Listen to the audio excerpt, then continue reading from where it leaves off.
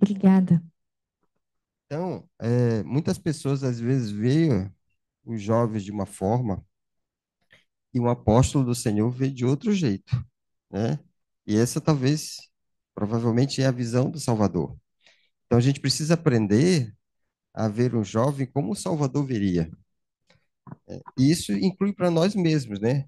Às vezes a gente acha que tem dificuldade no nosso relacionamento, no chamado da igreja, enfim, de alguma responsabilidade, e a gente não se acha digno, não se acha capaz, não Capaz. se acha responsável o suficiente, mas às vezes a gente precisa entender que o Senhor pode estar vendo a gente de uma outra forma. E assim como vocês falaram, que quem guia, quem orienta, quem ensina é o Espírito, a gente também ficou muito tocado com esse vídeo, na perspectiva de que nós estamos aqui como se fosse um direcionador, né? Um orientador. A gente não quer ensinar nada, a gente quer que o Espírito de vocês, O ou, Espírito né, o Santo. Espírito Santo ensine a cada um de vocês. E que vocês possam trilhar seus próprios caminhos na medida que vocês entenderem e compreenderem os princípios corretos, vocês vão fazer ações e tomada de decisões corretas. Eu tenho certeza Governarem-se a disso. si mesmos no caminho do Senhor. Tem um ponto que eu gostaria de frisar, é assim, uma pergunta. Vocês conseguiram se ver nessas palavras? Porque o apóstolo ele está se dirigindo a vocês que estão aqui nos assistindo, você que vai nos assistir depois, ele está se dirigindo a você. Então, você se viu ali? Você entendeu a perspectiva de Deus sobre você? Acho que é importante, porque às vezes a gente olha as coisas e a gente se coloca num lugar fora, né, num olhar de fora. Então, o Senhor está falando para vocês, o apóstolo do Senhor está falando de vocês. E uma coisa que me chamou muita atenção é quando ele fala, ele cita o presidente, o profeta, quando ele diz, é muito difícil encontrar a felicidade onde ela não está. Ele falou, é difícil. E os jovens, eles estão percebendo isso. Então, é difícil encontrar a felicidade onde ela não está. E aonde está a felicidade? Ele diz, logo em seguida, está em Jesus Cristo. E houve esse aumento. Então, nós vamos precisar e pedir e contar com a ajuda de vocês para que essa visão se cumpra cada vez mais, para que esse olhar, o que o Senhor espera e o que o Senhor deseja para a juventude da igreja até os 35 anos, né? Olha só, outro dia era até o quê? Sim. 30. A gente está falando de 5 anos a mais, né? Então, o Senhor incluiu muitas pessoas nessa visão extraordinária. E aí nós vamos precisar da ajuda de vocês para que essas cadeiras tenham mais pessoas, para que no Zoom tenham mais jovens, mais casais que possam entender que a felicidade, a verdadeira felicidade, ela só pode ser encontrada em Jesus Cristo. E nós vamos trazer essa visão para vocês nesse curso, fortalecendo, edificando um casamento eterno, né? Então, nós Exatamente. vamos trazer essa visão e é importante contar com vocês. Na próxima aula, nós vamos falar um pouco sobre as ações missionárias que nós podemos ter. Temos um, não temos o outro falar, não, né? Não, a gente Vamos vai falar das ações missionárias semana que que vem. nós podemos adotar para fortalecer a nossa classe. Nós estamos falando desta classe especificamente porque é onde nós estamos inseridos, mas fortalecer o Instituto de uma forma geral, para que as pessoas possam encontrar a verdadeira felicidade que é ensinada neste local, que é Jesus Cristo. E o nosso curso ele começa falando sobre o casamento eterno, né? Sobre a eternidade e os planos, os projetos eternos que a Eu gente passo. deveria ter. E esse manual a gente vai encaminhar no Zap. Acho que já foi encaminhado, não? Senão a gente vai Não, reencaminhar não, novamente, não porque alguns não mandamos, né? receberam. Alguns já receberam o manual do aluno. A gente não consegue na Biblioteca do Evangelho. Não em português. E aí a gente, mesmo no site da igreja, a gente tem dificuldade de encontrá-lo ele em português, mas a gente conseguiu esse manual em português, é um manual antigo, que a gente vai usá-lo como guia e adaptar com os profetas modernos, na tentativa de discutir e debater vários tópicos que ele fala muitos tópicos, é muito interessante. Eu gostei demais assim de ver o layout geral. E a primeira coisa que a gente quer comentar é a respeito do que é um convênio eterno e do que é um contrato social. E uma autoridade geral, né, nos 70, numa conferência geral antiga, ele dá um discurso e tem essa fala que distingue bem as coisas, que eu queria que alguém lesse e depois comentasse. Alguém pode ler aí? A gente vai ouvir aqui. Desde o momento do nascimento na mortalidade até a hora de nosso casamento no templo, todo o sistema do Evangelho serve para preparar-nos e qualificar-nos para ingressarmos na santa ordem do matrimônio, que nos torna marido e mulher nesta vida e no mundo vindouro. Então, a partir do momento em que somos selados pelo poder e autoridade do santo sacerdócio, tudo o que diz respeito à religião revelada tem por objetivo ajudar-nos a guardar as cláusulas e condições do convênio matrimonial, a fim de que esse convênio tenha eficácia, virtude e força na vida vindoura. Assim, o casamento celestial é a ordenança culminante do Evangelho. Consequentemente, a unidade familiar e a organização mais importante no tempo e na eternidade. Portanto, devemos ter mais interesse e preocupação por nossa família do que o mais, tudo o mais nesta vida. Não há nada neste mundo tão importante quanto a criação e o aperfeiçoamento da unidade familiar. Bom, né, então, na verdade já diz tudo, né, que o casamento, né, no caso, né, o selamento, né, ele é vital justamente para a nossa exaltação. Ele conta, né, sobre a eficácia com a virtude, força na vida vindoura. Mas o que eu achei mais interessante é no final, né, que não há nada neste mundo tão importante quanto a criação e aperfeiçoamento da unidade familiar, porque a unidade familiar, ela consegue estruturar tanto na igreja, mas também uma sociedade. Uhum. Tudo que acontece na igreja, né, ele nos leva ao templo, né? E nos leva a essa ordenança, ao ponto alto das ordenanças, né? Que é o selamento. A gente não era à toa que lá na visitação do templo a gente começava visitando o batistério, todas as salas para quem participou da casa aberta lá, e terminava na sala de selamento, né? Eu acho muito interessante isso, pensar dessa forma, como tudo se dá de forma muito organizada aqui na igreja. E é interessante nós pensarmos o seguinte: vamos tentar analisar um pouco mais a fundo essa doutrina. O Senhor, ele diz que para nós fazermos parte, pertencermos a Ele e habitarmos com Ele, nós precisamos fazer o quê? Entrar na Sagrada. ordem do matrimônio. Ou seja, nós precisamos ser selados no templo. Não apenas um contrato social. Nós precisamos ser selados no templo. E eu preciso entender essa condição do Senhor. Então ele me obriga a casar? Não é isso. A unidade, nós viemos à Terra já preparados para viver essa unidade familiar. Nós casamos, nós nos relacionamos, nós nascemos dentro desta unidade familiar do matrimônio. Então, nós precisamos entender para que eu possa entrar pertencer ao Senhor e herdar todas as coisas que Ele tem para mim, eu preciso ser casado e selado no templo. Então, existe uma condição diferente para isso. E é importante buscarmos o entendimento disto, porque isso vai nos ajudar a perceber o valor que o casamento tem. Então, o casamento no templo é todo o sistema do evangelho, e todo o sistema do evangelho ele serve para nos preparar, nos qualificar, para nós entrarmos nessa santa ordem do matrimônio. Diferente disso, não é possível ingressar. Eu não posso, não existe um outro caminho. Então, o casamento ele é fundamental, ele é muito importante. E o inimigo ele sabe disso. E é por isso que a unidade familiar, desde os primórdios do tempo, vem sido grandemente atacada.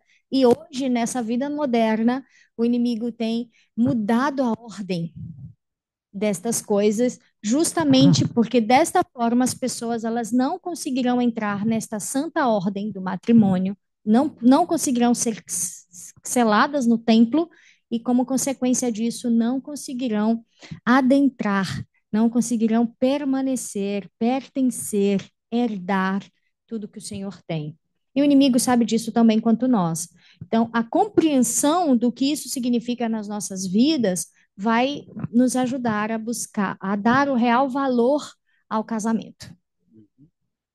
Exatamente. E é um convênio com o Senhor, né? O convênio, ele é um acordo onde o Senhor dita as cláusulas e você deve segui-la. Claro, você tem o arbítrio de não seguir, mas se você quer receber as bênçãos, você precisa seguir. Alguns desses acordos, né, desses mandamentos, você precisa seguir, e se você não cumprir, você pode ser penalizado, inclusive. Nem todos, por exemplo, é um mandamento seguir missão, ir para missão para os homens. Mas se ele não seguir, ele vai ser penalizado e punido, talvez ele não vai receber só as bênçãos de ser um missionário, né? Mas, por exemplo, a castidade é um outro mandamento.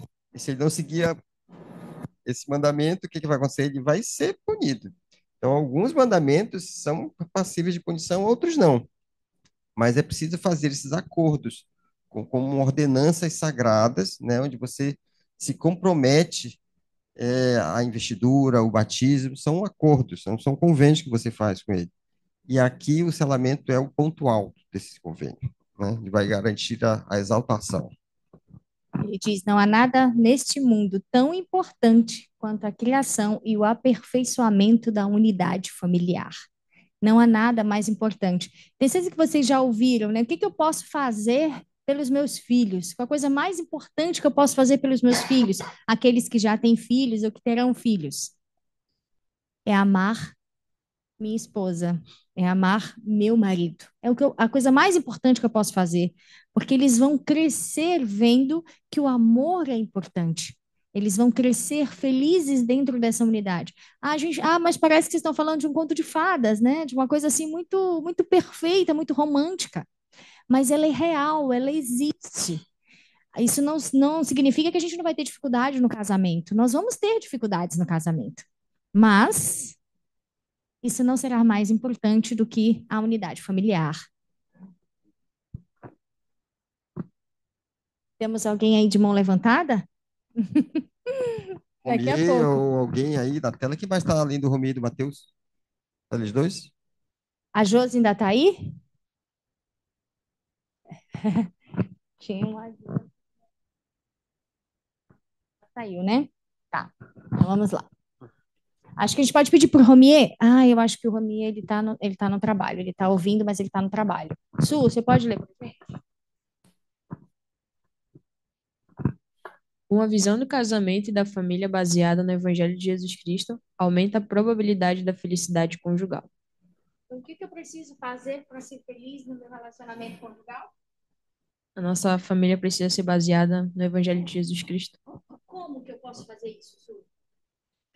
Bom, é uma coisa que eu e Thay a gente faz, que tem nos ajudado bastante a fazer estudos das Escrituras juntos, conversar sobre o que nós aprendemos, coisas que nós precisamos melhorar, não só como casal, mas também em relação ao Evangelho de Jesus Cristo, metas, e isso tem nos fortalecido e tem nos ajudado. Então, a gente percebeu que fazendo essas coisas que nós deveríamos fazer no nosso cotidiano sempre, tem facilitado muita coisa. Não que tenha deixado as coisas mais fáceis, mas sim mais leves. A gente conseguir resolver as coisas, não existe brigas, mas sim conversas e deixa as coisas bem mais leves. Então, o Evangelho de Jesus Cristo, ele tem essa capacidade. Basta a gente permitir que isso aconteça. Muito interessante. Obrigada. Convidou o Salvador para a relação, né?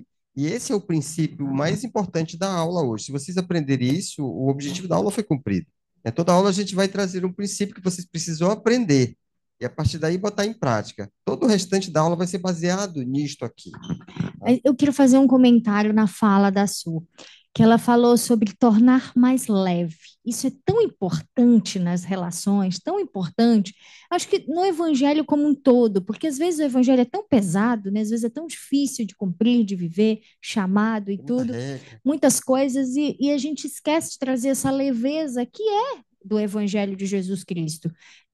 E aí, quando você fala dessa leveza na relação, isso é muito importante, porque às vezes a sua ela está falando de uma relação a dois, por enquanto, né?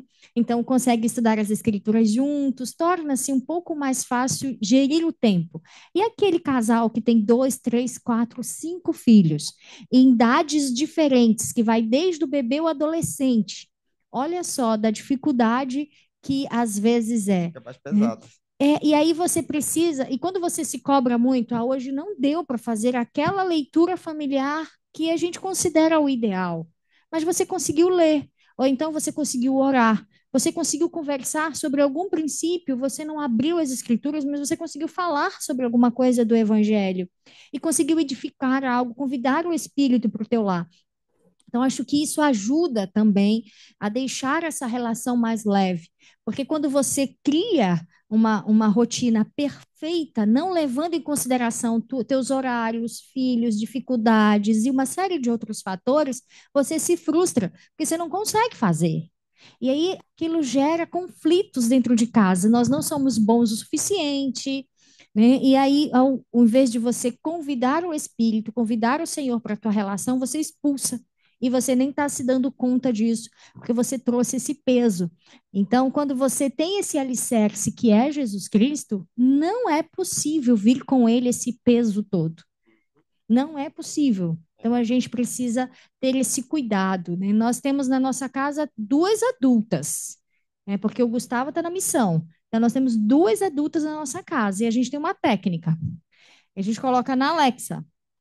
Em Alexa, às 22h30, ela diz: reúnam-se no quarto para a oração familiar.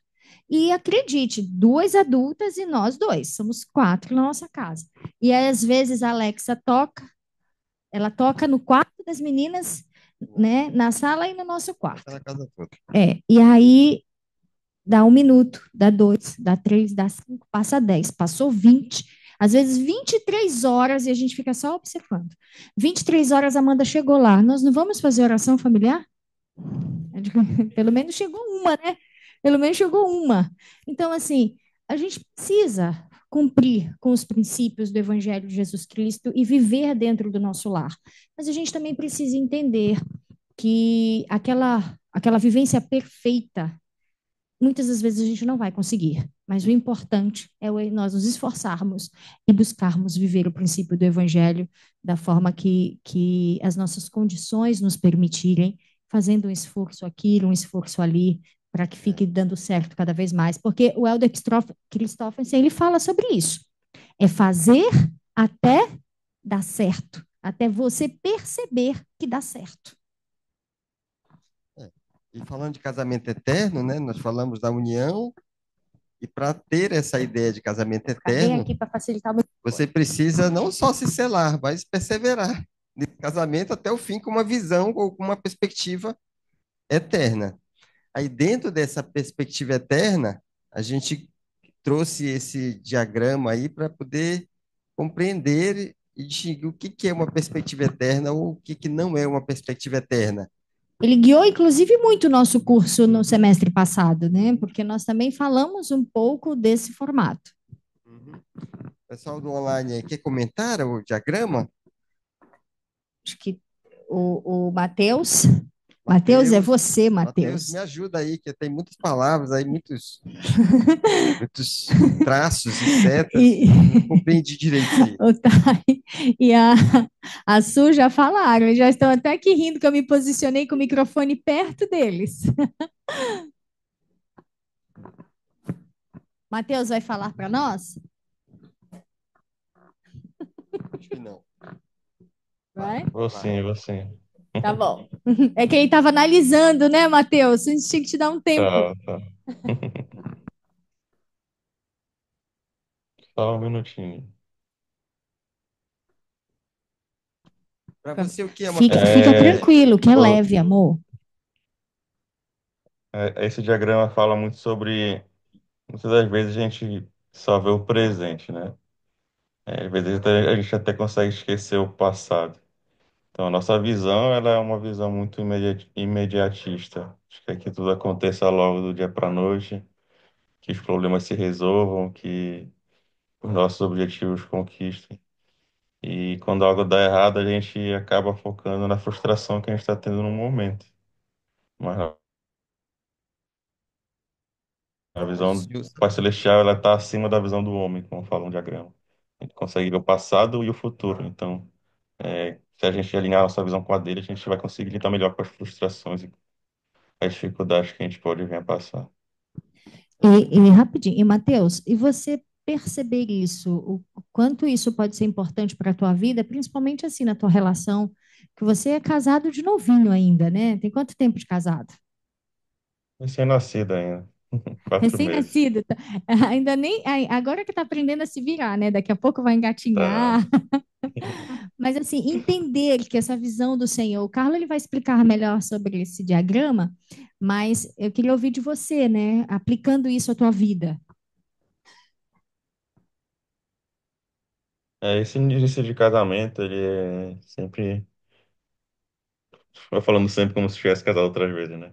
Mas olhando outros casais e com as experiências que eles compartilharam, o primeiro ano geralmente ele é um ano bem desafiador, né? Onde a gente está construindo as coisas, está se conhecendo, está alinhando as coisas tanto financeira quanto mentalmente também. Essa é a questão de adaptação, de estar vivendo uma vida a dois. E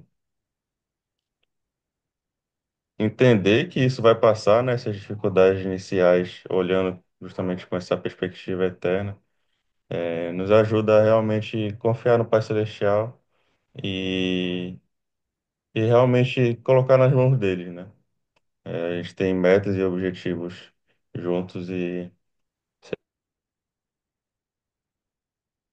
Muito obrigada, Matheus. e a gente precisa saber colocar hábitos saudáveis de lazer, né, de a alegria gente realmente conseguir saber no contar com o meio Pai desses Celestial, os nossos hábitos. objetivos vão ser cumpridos. Isso. E aí botar hábitos saudáveis que nos leve a prazer e alegria no meio desses hábitos de trabalho e desafios que a gente sempre fala, né? Senão a gente só foca sempre nas coisas mais difíceis e com a visão de futuro. Às vezes a gente pensa assim, a gente quer muitas coisas por cima da hora. A gente esquece que a gente vai ver o quê? 100 anos? Mas logo depois vai ter 1000 anos para viver. Ou seja, então nossa vida aqui é 10% do milênio. Não estou nem falando do restante que vem depois do milênio, né? Ou seja, que é eterno. Então, esse futuro aí, o Senhor sabe de todas as coisas, e tem algumas escrituras que corroboram com o que a gente comentou aqui e que vocês como falaram. Tá. Tem a escritura, né, que fala que os meus pensamentos não são mais altos que os vossos pensamentos, né? Então, se nós temos isso em mente, né, que os pensamentos do Senhor, os caminhos do Senhor são mais altos que o nosso, a gente consegue pelo menos ter um pouco da visão dele, né? Principalmente com relação à perspectiva eterna, né? Então o nosso foco é construir a a visão, né, dele, tanto conjugal quanto pessoal, né, como ele nos enxerga, né, na perspectiva eterna. Então, se a gente tem isso em mente, né, a gente consegue traçar, digamos, uma linha assim para a perspectiva eterna. Exatamente. Exatamente. E a outra coisa, tem muito a ver com o que a gente falou no início, né? De enxergar as coisas como o Salvador enxergaria, né?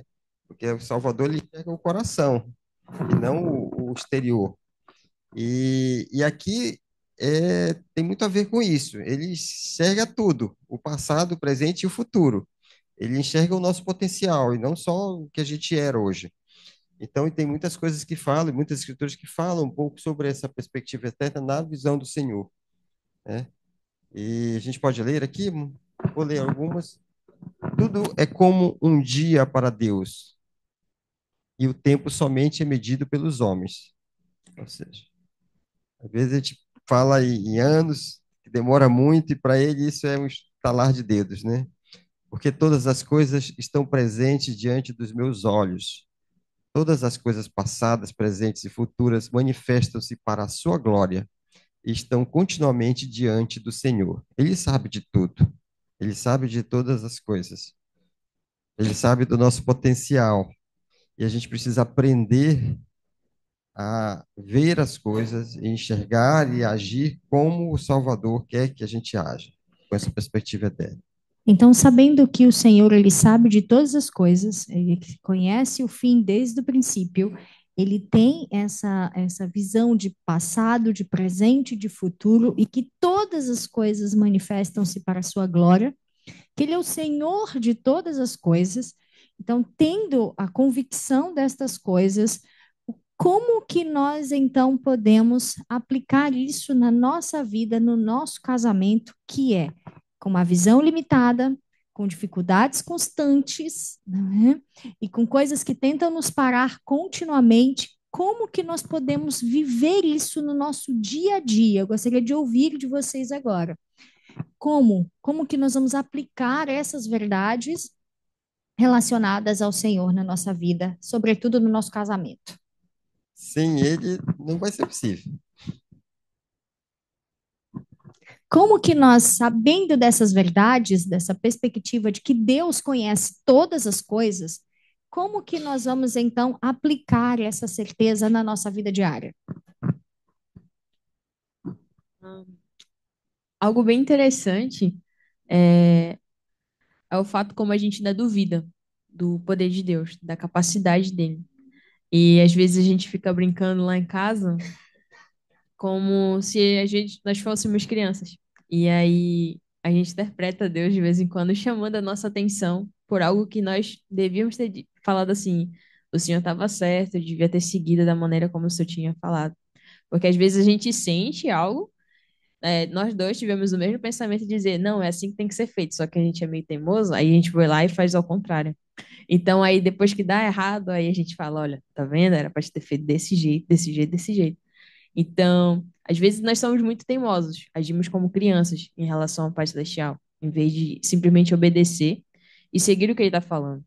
Então, tirando para uma perspectiva eterna, centralizando o que o Senhor, nosso Salvador, ele permite que nós façamos, ele nos orienta e até mesmo o nosso Pai Celestial, se tornaria tudo mais fácil, porque ele já diz o que nós precisamos fazer, as coisas que nós precisamos fazer. A gente só precisa ser humilde e aceitar os conselhos que ele está nos dando. E tudo isso vai se tornar mais fácil na nossa vida, tanto como casal, na nossa vida individual, questão profissional, nossos estudos e até mesmo nossos parentes. Então, o Senhor, ele sabe de todas as coisas, tanto do passado como do presente e do futuro. Muito obrigada. Então, nós temos certeza de que Deus conhece tudo, de que Deus sabe de todas as coisas. Você acredita nisso, amor? Você acredita nisso, Anderson? Quem está nos assistindo também acredita?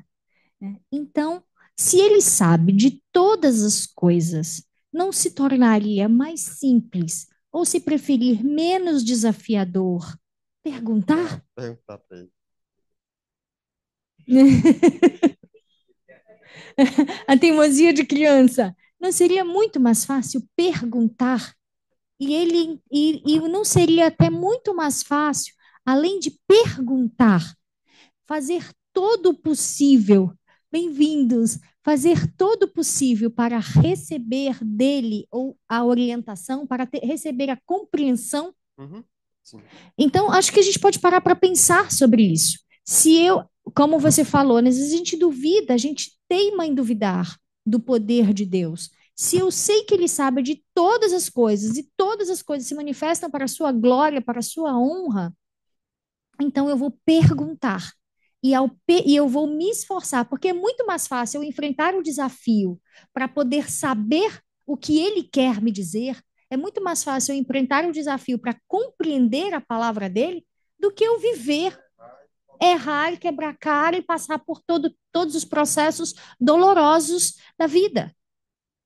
Então, algo que vale muito a pena uma reflexão disso, e é um exercício diário, né? Porque não é fácil. Outro dia a gente tinha que tomar uma decisão, Carlos tinha que tomar uma decisão relacionada ao trabalho, né? E aí ele me ligou e falou: olha, está acontecendo isso, isso, isso, a gente tem que decidir isso, isso, isso. Tem essa e essa opção, tem essa e essa opção, aquela e aquela opção. E agora, o que a gente vai fazer?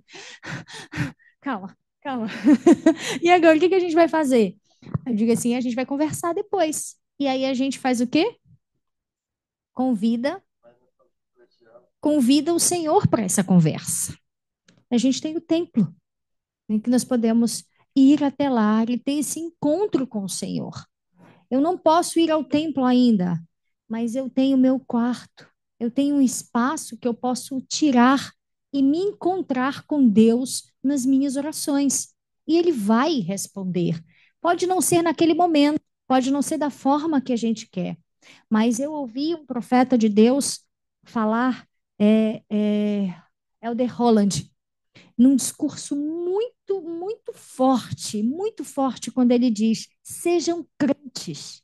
Eu não sei se vocês já viram esse discurso, muito forte numa conferência que ele fala. Não é numa conferência geral, é num evento. Eu vou compartilhar lá no grupo.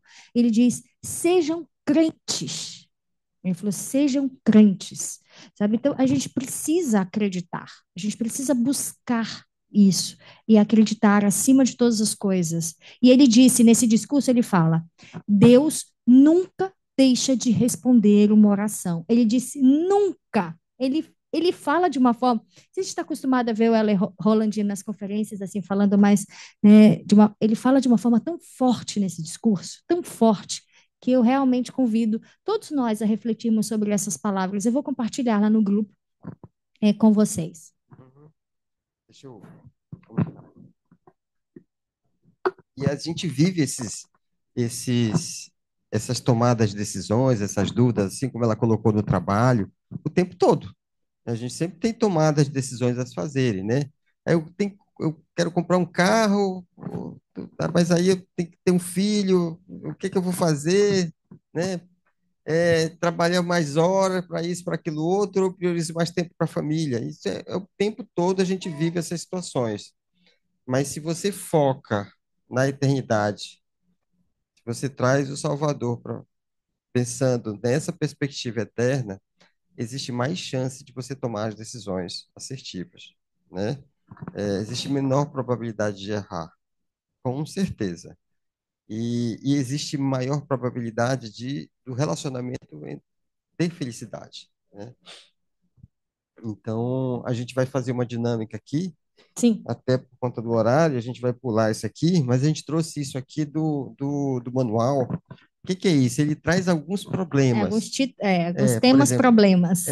tipo assim, casamento com pessoas de outra religião, quando ter filhos, importância da religião, porque uso da palavra de baixo calão, né? Então, existe uma posição popular, que é a visão do mundo, e que traz consequências.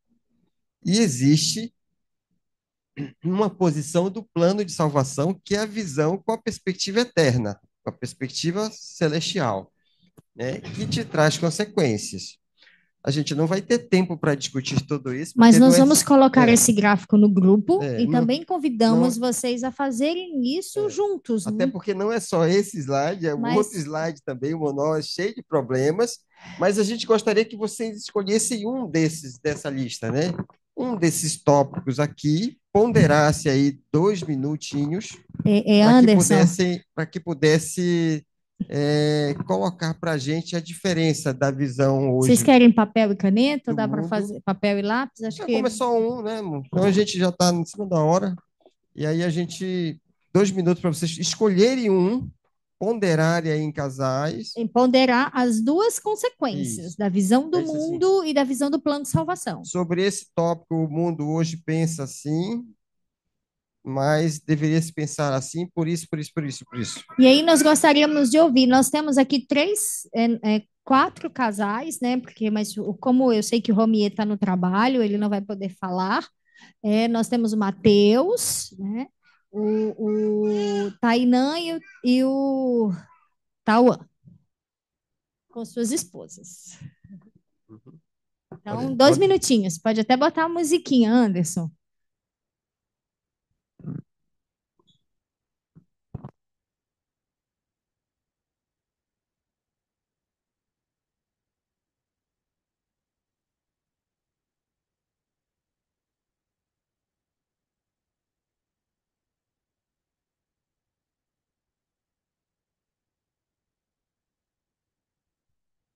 escolher um para falar agora, né? Mas vocês podem depois discutir todos eles em casais.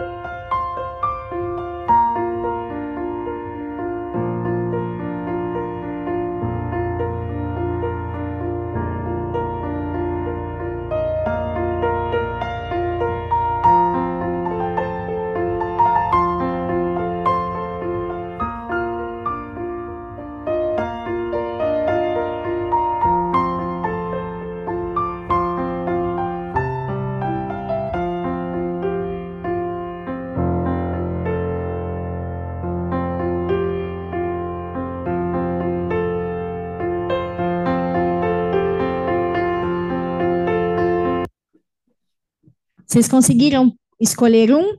Você que está aí no Zoom, conseguiu escolher um? Só levanta assim a mãozinha pro Anderson saber se você conseguiu pensar em um, tá? Então, vamos começar aqui.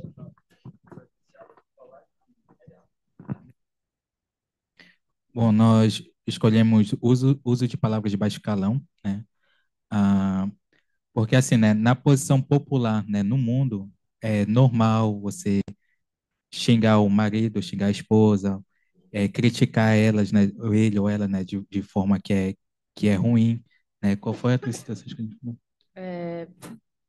Sobre as questões da própria pessoa, tanto um homem quanto a mulher, elas se sentirem inseguros de se expressar como eles se sentem com determinadas atitudes, ou ações, ou palavras que aconteceram, de dizer que não se sentiu bem, não se sentiu legal com aquilo. Tem as situações da gente, por exemplo, de pessoas dizerem que, eu fiz tal coisa e recebi um tal xingamento, tu foi muito burra, tu foi muito besta, isso foi uma atitude idiota. Então, palavras assim, elas acabam machucando. E na visão popular, né, mundana, isso é totalmente normal. É comum a pessoa, tanto o homem quanto a mulher, falar com o outro chamando palavrões, ofendendo. E tipo, são totalmente normais para eles. Eu já vi muito isso.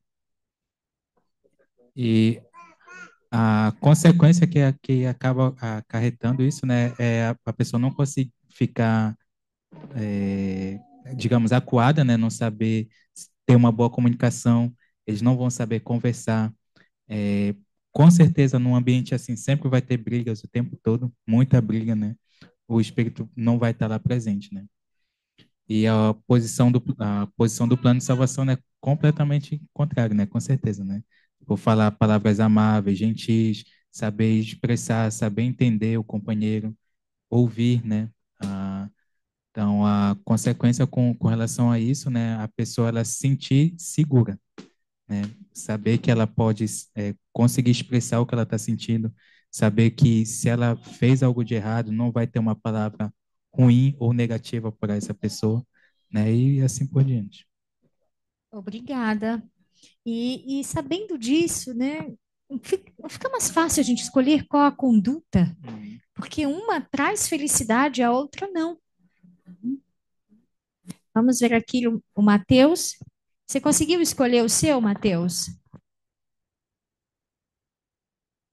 Você está com a sua esposa, a Monique? Vocês conseguiram escolher? Você gostaria de falar sobre a sua escolha?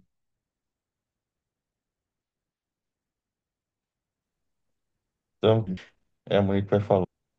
Tá bom.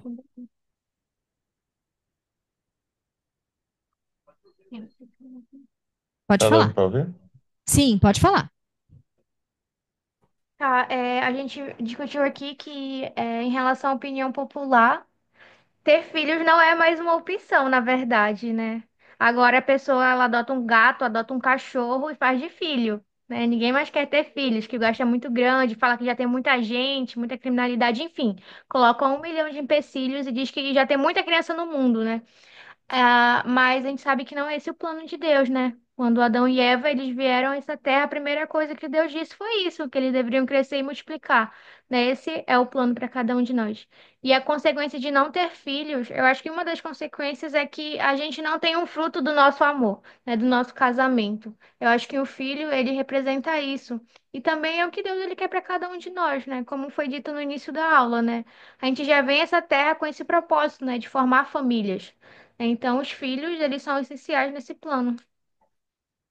Muito obrigada, Monique. Muito obrigada mesmo. Vamos. Tá aí, não. O que nós escolhemos também foi sobre quando ter filhos. Quando nós casamos, a gente fez um planejamento todo esquematizado de quanto tempo iríamos ter e já está tudo planejado. Em 2018 casamos, planejamos que teríamos em 2020. A gente teria o primeiro filho. E só que quando foi finalzinho de 2018, a gente alterou o plano, bora ter mais cedo, 2019. Então, foi algo que, como, como fala, né, de quando ter os filhos, é algo que é pessoal, entre o casal e o Senhor. Algumas pessoas, até mesmo infelizmente muitos da igreja, mas nossa, vocês deviam aproveitar mais, não está muito cedo ainda, tu devia pelo menos terminar a faculdade e tudo mais, então vem sempre aqueles comentários. Mas é como nós falamos, nós tivemos esse planejamento de quando iríamos ter o primeiro filho. Da mesma forma, relacionado ao segundo. De primeira, nós pensamos assim, não, acho que só um já tá bom, tá tudo certo e tudo mais. Só que o mais interessante é porque, assim, o Senhor ele foi trabalhando isso no nosso coração, porque por mais que a gente já tivesse tomado essa decisão que só teria o Miguel, aos poucos ele foi trabalhando no meu coração e no coração dela. E a gente conversando e tudo mais. Aí foi unânime, ela pegou, amor, será se o Miguel não vai ficar sozinho? Aí é bom ter um irmão a mais. Eu estava pensando a mesma coisa. Então, mas porque a gente começou a pensar sem comentar um para o outro, mas em um momento exato teve esse compartilhamento de ter o segundo filho e o período que seria. E depois que nós só compartilhamos o porquê, nem necessariamente precisava explicar o porquê um do outro queria ter, só foi acordo em comum de quando que seria. Aí foi planejado também quando é que seria o segundo filho, aí, mais uma vez, os comentários, nossa, mais um e tal, não sei o quê. Mas como foi comentado lá no Online que, e ela chorava assim mesmo, os filhinhos do Senhor estão todos lá em cima esperando. Então, realmente é isso, porque faz parte do plano de salvação. Ele precisa que, principalmente os membros da igreja, que tenham lá centralizado no Senhor, possam ver esses filhos aqui na Terra. Então, foi uma das coisas que fez com que pudéssemos ter filhos também. Legal. Eu lembro que você falou uma coisa interessante, né? É uma decisão do casal e com o Senhor. E a revelação pessoal, o nome já diz, é pessoal, é individual, é minha. É uma experiência que eu vivi há muitos anos atrás, ainda nesse dilema de ter ou não filhos, veio uma autoridade geral fazer uma conferência. E eu fui até essa autoridade, nós cumprimentamos, e eu lembro como se fosse hoje. A mão, estende a mão para mim. Quando eu estendi a mão, que eu cumprimentei, ele segurou minha mão e puxou para frente e disse exatamente essas palavras: os filhos de Deus que deveriam nascer com você nascerão em outra família, e o que acontecer com eles será sua responsabilidade. Ele tremeu e caiu por terra, não? Ele falou exatamente assim.